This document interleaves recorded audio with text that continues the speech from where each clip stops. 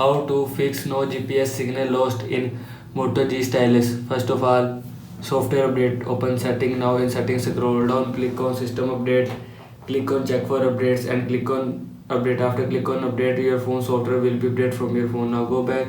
After that, disable battery optimization. Open setting. Now in settings, scroll down, click on battery. Now here you will see optimize charging, and if you want to disable battery optimization, then click on optimize charging and turn off this button. After turning off this button, disable battery optimization from your phone. Now go back. After that, factory data reset. Open setting, scroll down, click on system, scroll down, click on reset option, click on erase all data factory reset and click on erase all data. After click on erase all data, music, photo, video will be erased or deleted from your phone.